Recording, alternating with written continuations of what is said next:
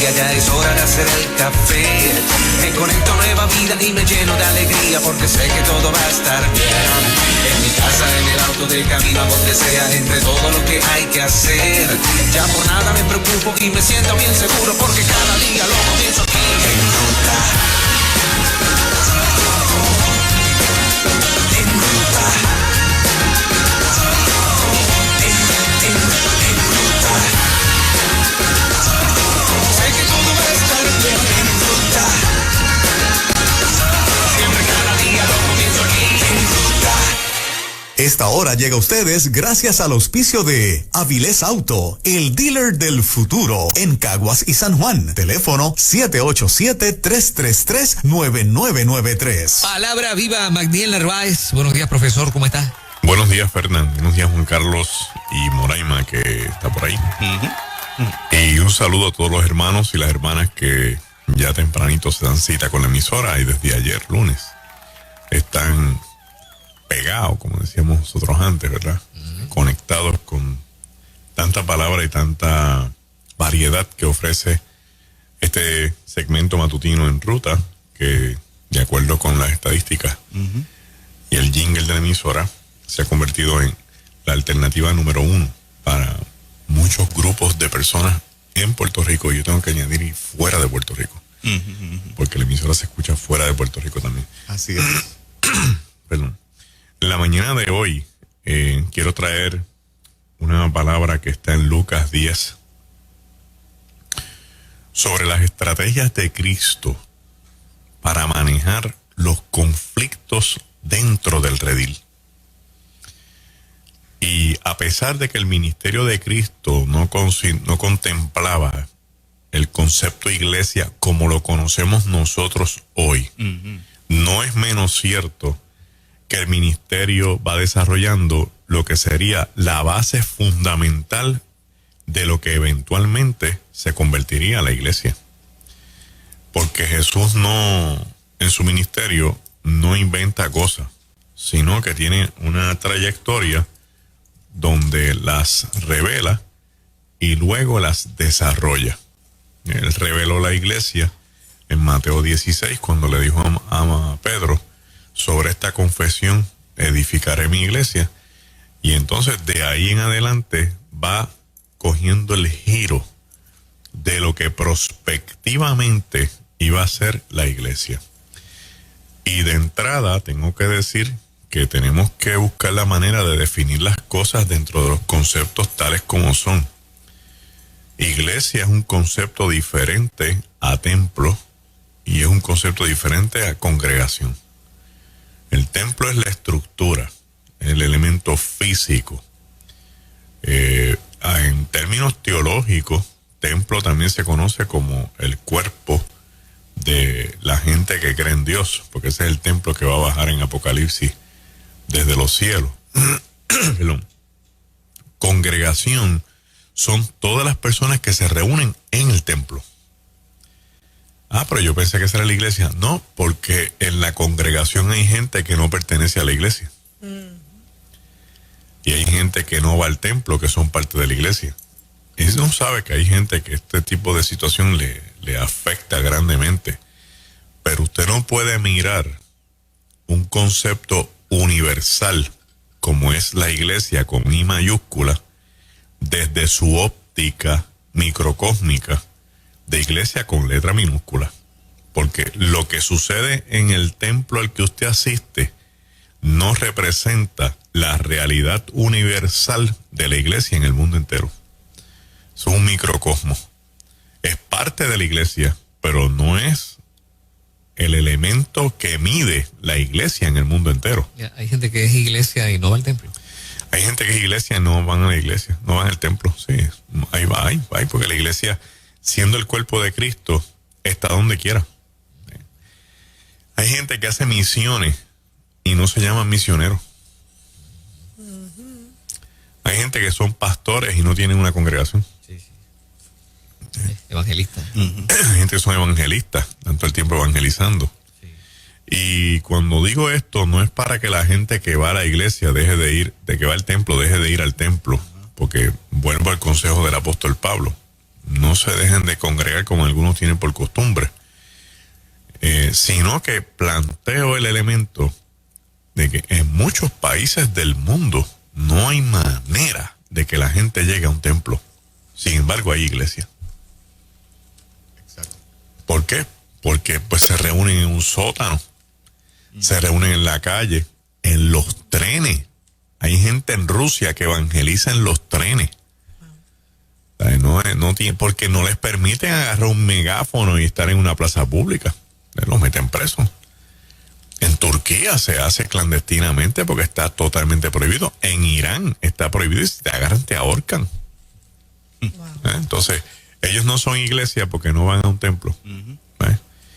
Y ahí es que tenemos que empezar a mirar esto con calma, porque para empezar, Jesucristo no se reunía en un templo con sus discípulos. Jesús iba al templo judío, que estaba montado a cumplir con el judaísmo. Pero la mayoría de las enseñanzas más grandes de Cristo y las cruzadas evangelísticas más grandes de Jesús fueron en la calle. Pero los podías reunir en el templo. ¿Se podían reunir en el templo?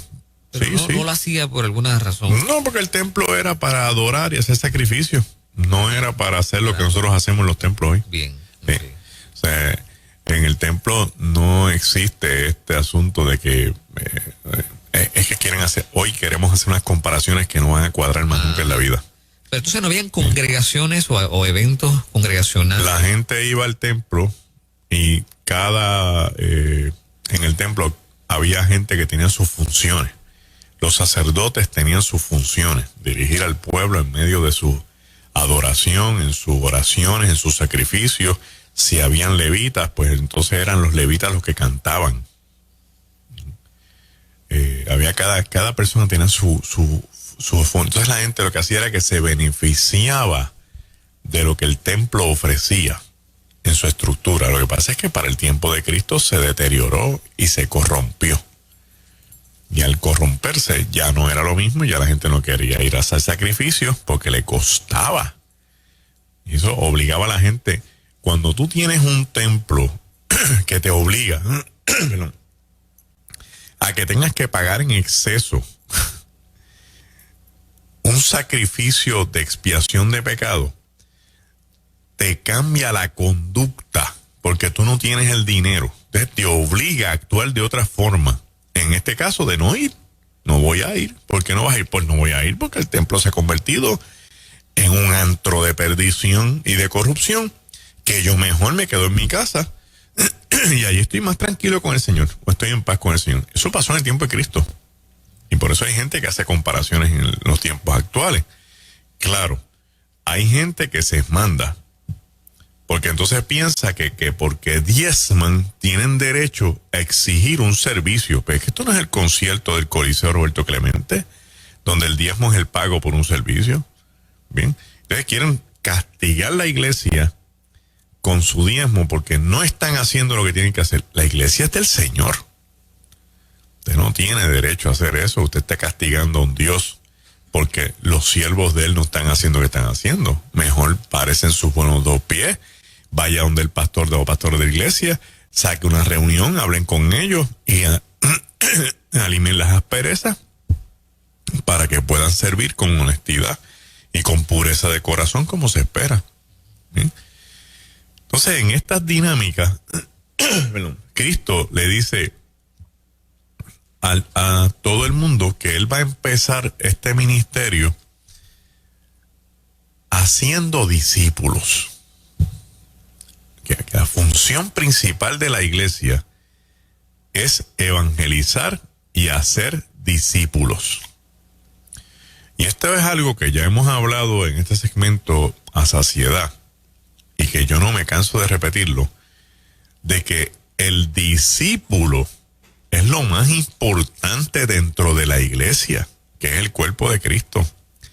Porque ese discípulo tiene sentido de pertenencia, no importa dónde esté. Ese discípulo echa raíces y no permite que ninguna marejada y ninguna ola, lo saque de balance. Puede haber un escándalo, pero él está allí porque él le sirve a Cristo.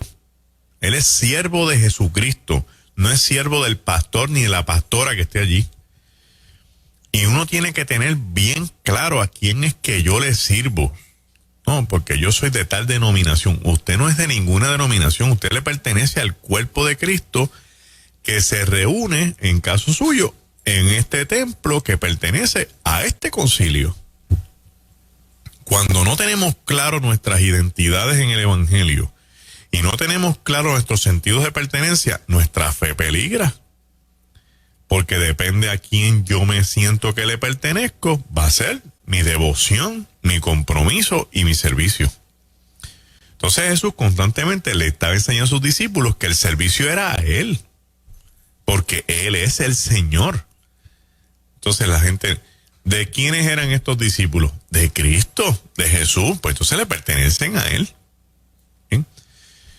Y Jesús tenía más de 12 discípulos. Que estemos claros, tenía más de 12 discípulos. Lo que pasa es que estos 12 formaban la unidad básica que él ministraba, capacitaba, enseñaba y les revelaba. Dentro de ese grupo de 12, él tenía sus 2 o 3 grupos.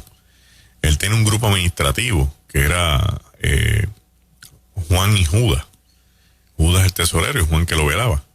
Él tenía un grupo ministerial más cercano, que se llama el trío cercano de Jesús, que es Jacobo, Juan y Pedro, que es un círculo íntimo al que Cristo se lo lleva aparte a mostrar la resurrección de la hija de Jairo, que se lo lleva a la transfiguración.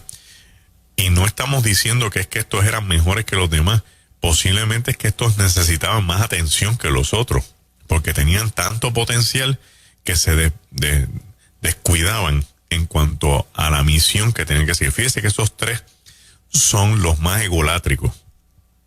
Son los que piden las sillas de la derecha y la izquierda. Son el que está dispuesto a morir aunque todos te dejen. ¿Ve? Entonces Cristo dice, esta gente tiene potencial, pero déjame romperle el ego para que puedan ser buenos siervos míos. Y la forma de romper los egos es teniendo a la gente cerca y mostrándole cuál es la verdadera razón del Evangelio, que no es otra que servir. Punto. Se acabó. También aprovecho la coyuntura para decirle que no son solo 12 apóstoles, como gente plantea cada rato. No, 12 apóstoles. No deja fuera a Pablo. Ahí nada más hay 13.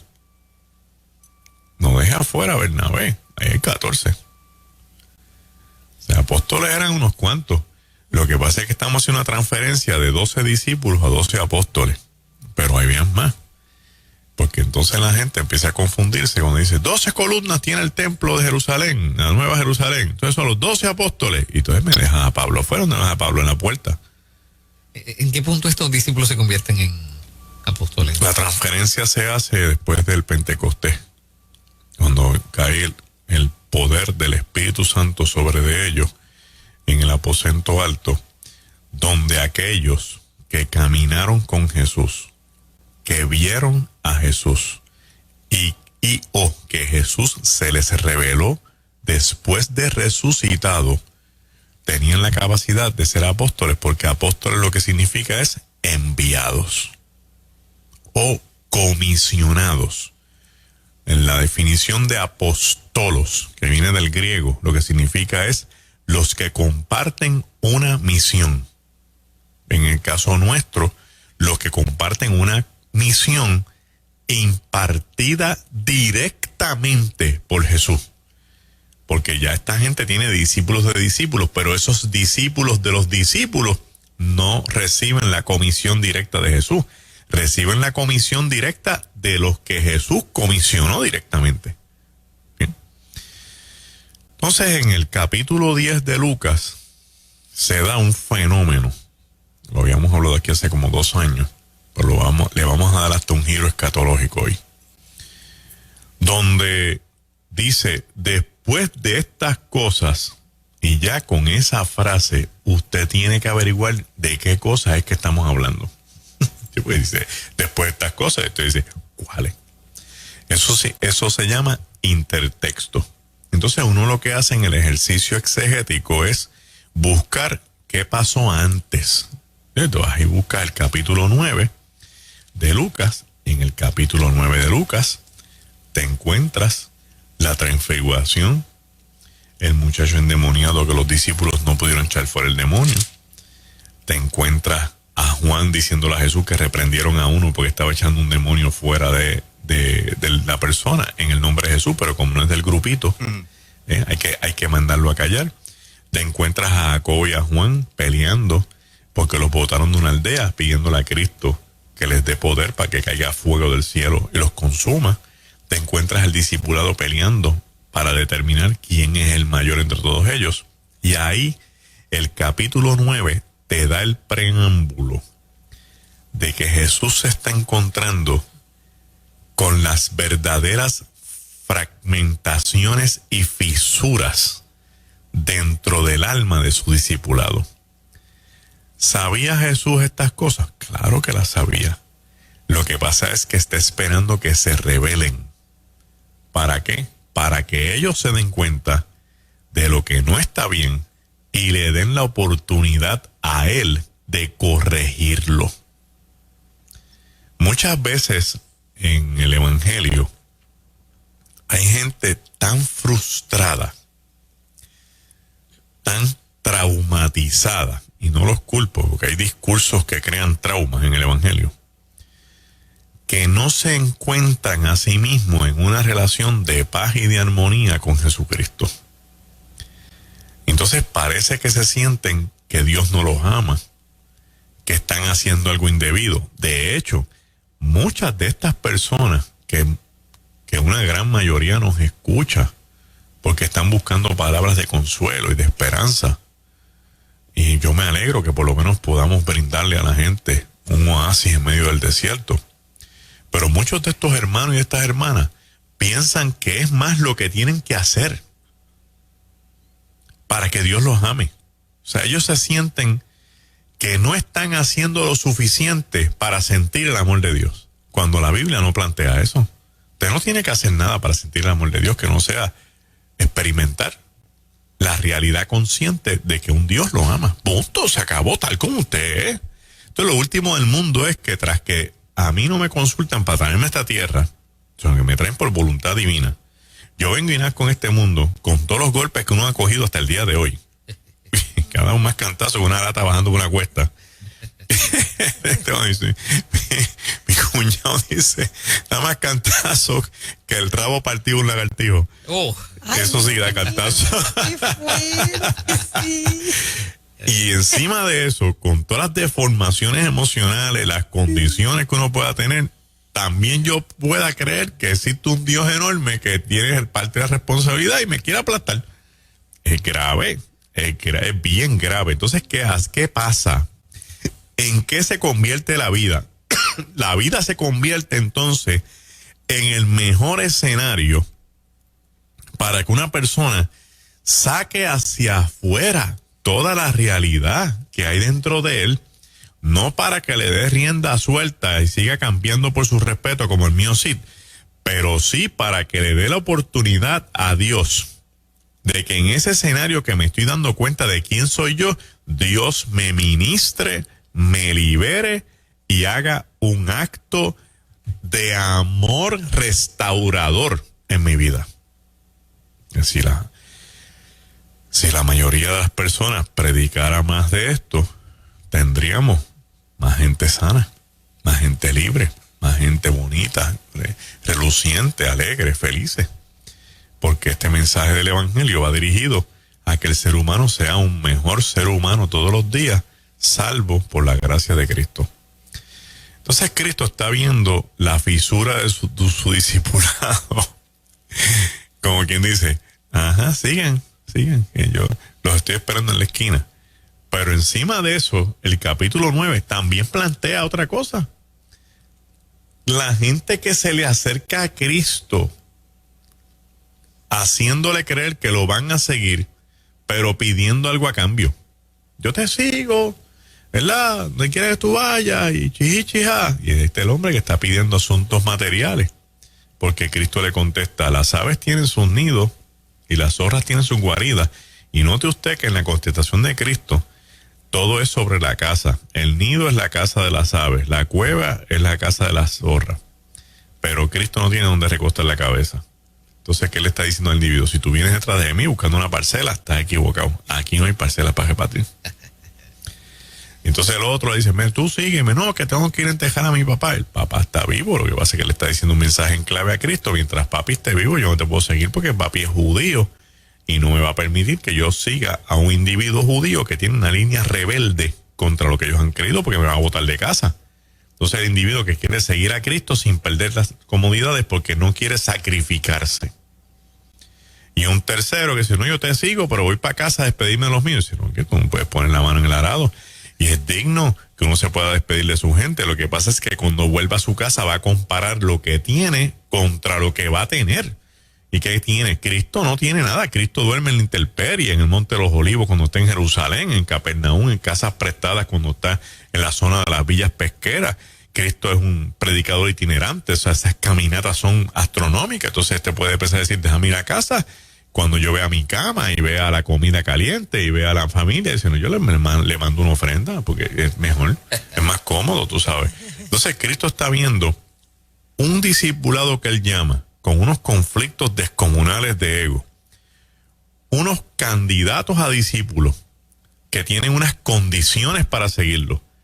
Y ahí es que empieza el capítulo 10 diciendo, después de estas cosas, imagínate. Entonces, lo que viene en el capítulo 10 es la resolución de Cristo sobre todo lo que pasa en el capítulo 9. Así es que se monta esta redacción. Y Cristo lo primero que hace es que nombra 70 discípulos. Pero la forma en que lo dice el texto es lo que más me llama la atención. Designó el Señor también a otros 70. Y cuando tú sigues leyendo el texto, no dice que fueron 82. O sea, no son 70 más 12. No, son 70 aparte de los 12. Lo que te está diciendo es, los 12 los vamos a sentar en el banco. Y los que han jugado algún tipo de deporte alguna vez saben lo que significa eso. Y usted está con esta cosa egolátrica de quién es el mayor, y estos quieren a sillas de la derecha y de la izquierda, y estos acá están pidiendo fuego. Cojan un break, cojan un aire, siéntense ahí, reposen un poquito. Y el paréntesis mío en este aspecto es, si usted está bien cargado ministerialmente y se está desenfocando, cojas un break, porque usted no es Superman ni Superwoman. Los ministerios son de Cristo, no son suyos. Usted no puede estar apagando todos los fuegos, no lo va a lograr. Y tiene que cuidarse, no sea que apagando los fuegos ajenos se le queme el suyo. Y la casa completa con su familia y vaya camino a una destrucción de un hogar. Coja un break, coja aire. A veces la gente piensa que si yo no voy este domingo a predicar, que si yo, usted no es el esencial. El esencial es el Espíritu Santo. A veces a mí me preocupa cuando la gente cree que el predicador es infalible y que es hasta inhumano, o sea, es inmortal, perdón. El predicador es inmortal. ¿Y por qué es inmortal? Porque tenemos un compromiso y él no puede fallar. Puede fallar. Sí, voy a caerte en una cama con una monga. Ah, pero estabas en el programa. Cambia el programa. ¿O es que el programa es el atractivo para que la gente vaya a la iglesia? ¿A eso hemos llegado nosotros? ¿A que el programa tiene que tener este cantante con este predicador, con este motivador para que la gente pueda ir al culto? ¿A eso hemos llegado nosotros? Que la presencia del Espíritu Santo no es suficiente para llenar las iglesias, los templos. A establecer competencia de quiénes son el 1, 2, 3 en la música, el 1, 2, 3 en la motivación, el 1, 2, 3 en la predicación, para estar buscándolos todo el tiempo para que venga la gente a escuchar un mensaje para después hacer ¿qué? Para que se llene el templo. ¿Es eso lo que está diciendo la Biblia que tenemos que hacer o es que estamos desenfocados? Amor, te dice, él vino en el 2021, sí, con la aleta hacia abajo, que hacen los tiburones, porque tenemos que hablar las cosas que hay que hablar. Y estos espacios están provistos en una multiplicidad de ocasiones para decir lo que otra gente no dice. Y no lo digo por juzgar a nadie, estoy diciéndolo para ver si abrimos los ojos. ¿Entonces cuál era la esencia de la iglesia primitiva? Reunirse para compartir, para verse. Y yo llevar mi mejor comida, el otro el mejor postre, y aquel la ropa que ya está buena pero no le sirve, para compartirla con alguien que no tiene, el dinerito para esta viuda que está en crisis. Esa era la esencia de la iglesia primitiva. Ser amigos. Ser amigo, el amor fraternal, el amor ágape en todo su apogeo. Y el concepto iglesia, del griego eclesia, lo que significa es reunión. La asamblea, el conjunto de individuos que comparten un elemento en común. Cuando Cristo ve el discipulado en este desenfoque, quédense ahí. Yo no quisiera que el Señor me dijera, Magdiel, siéntate, estás desenfocado. Pero si estoy, me encantaría que me lo dijera para yo no cometer errores que tengan consecuencias sobre hermanos en la fe. Ahora, si Cristo lo hace, entonces déjame aprovechar el tiempo para recuperar mi terreno. En muchas ocasiones, cuando la gente me habla a mí de la disciplina que le ponen otras personas, yo pienso que el concepto está un poquito errado en cuanto a la aplicación, pero el principio yo creo que es válido. Mira, siéntate un ratito, repasa nota sobre lo que está pasando. Yo recuerdo cuando la pastora Elizabeth Guidini y Mauricio me dijeron, siéntate, deja de predicar un rato, siéntate y escucha. Yo recuerdo cuando el pastor Felipe Piazza me dijo, necesitas sentarte, no puedes seguir predicando así. Fue válido, valió la pena, fue honesto. No es por mal, es para reenfocarse. Sí. Pero la obra se queda. No se queda porque Cristo acaba de sentar a 12 y comisionó 70. O sea, hay otra gente en el difícil, willing to, dispuestos a hacer algo por el Señor. Yo no me puedo creer la última Coca-Cola del desierto, porque me voy a encontrar que el mundo cambió a Ice-T y voy a sufrir un infarto emocional.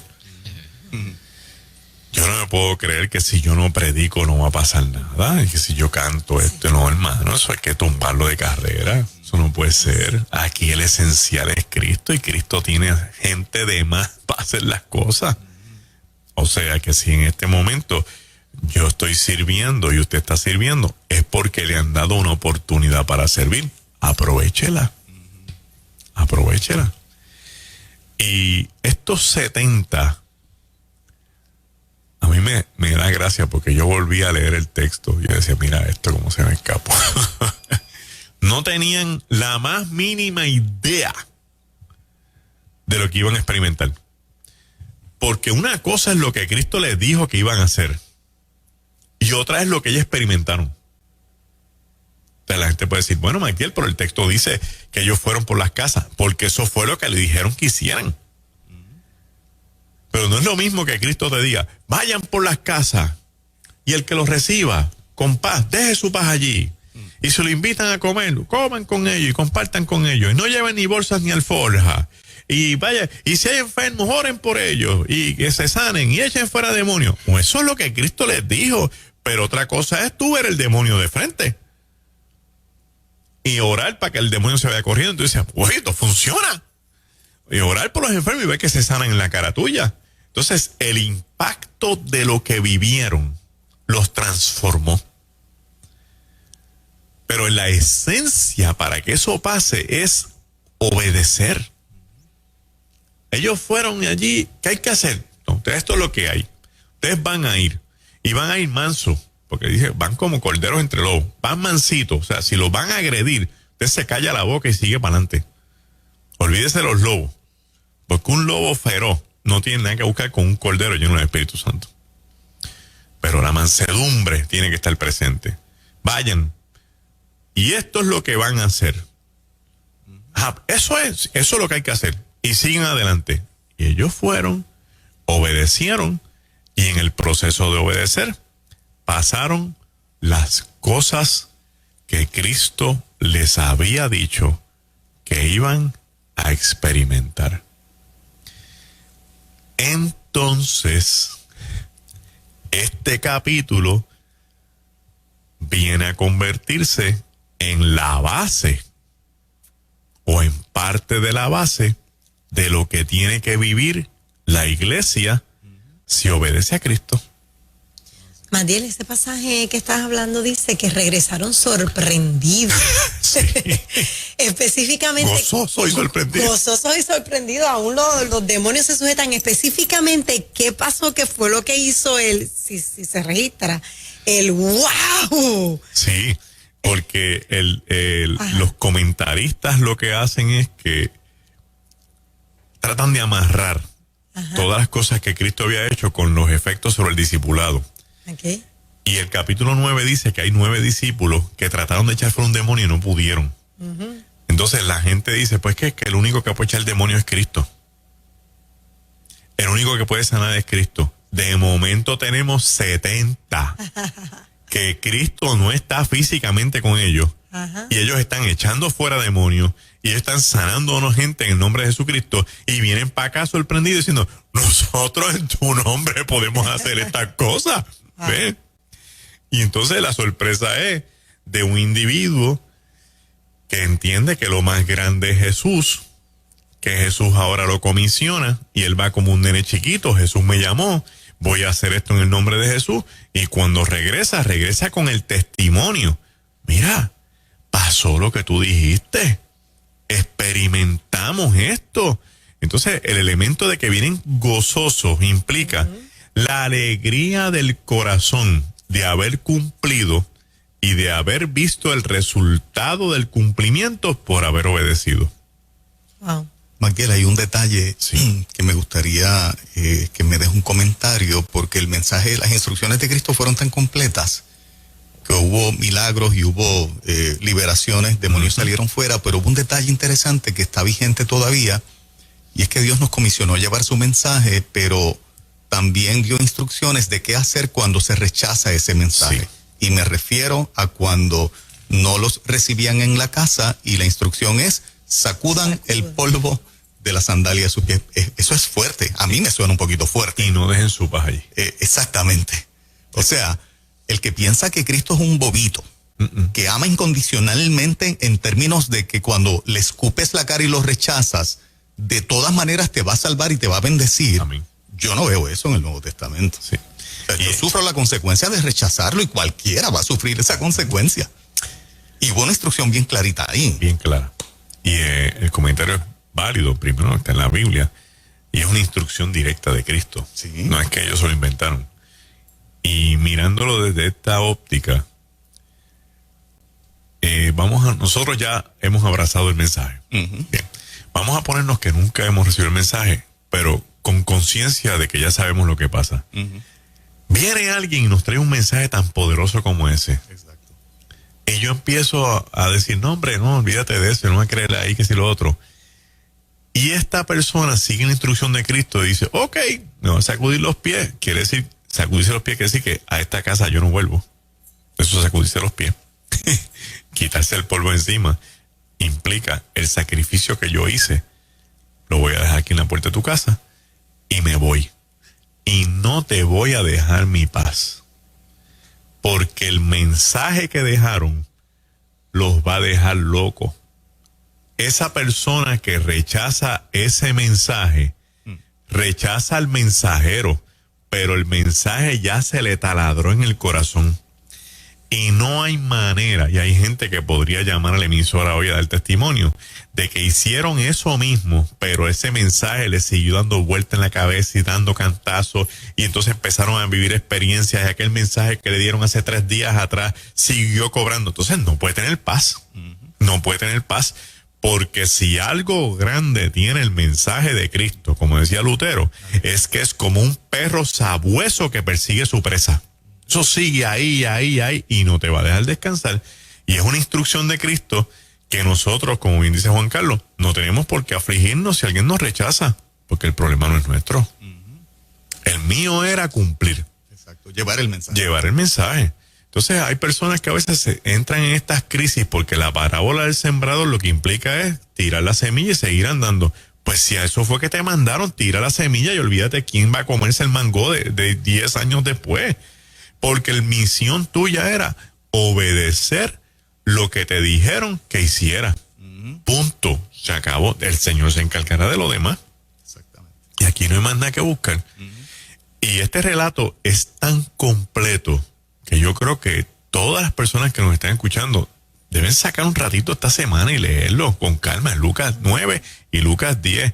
Y mirarse en ese espejo de un Cristo que quiere anunciar el reino. Y ahora aprovecho la coyuntura de Juan, porque lo importante es qué mensaje era el que ellos dejaban. Ellos no fueron allí. Mira, visítanos, estamos reunidos allí frente al templo en el atrio de los gentiles. No, ¿cuál es el mensaje que ellos están llevando? Que Cristo dice, si te rechazan, siguen dando. El mensaje era, anuncien que el reino de los cielos se ha acercado. Dice, ¿qué significa eso para un judío en el siglo I?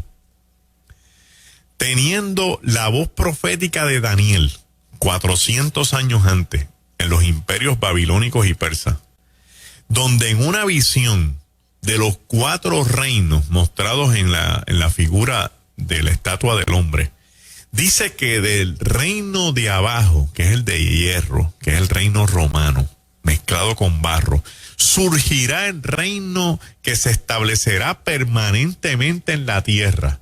Y el mundo judío piensa que es el reino de Israel que va a resurgir nuevamente y establecer la gloria del imperio davídico, porque es un pacto que Dios hizo con David.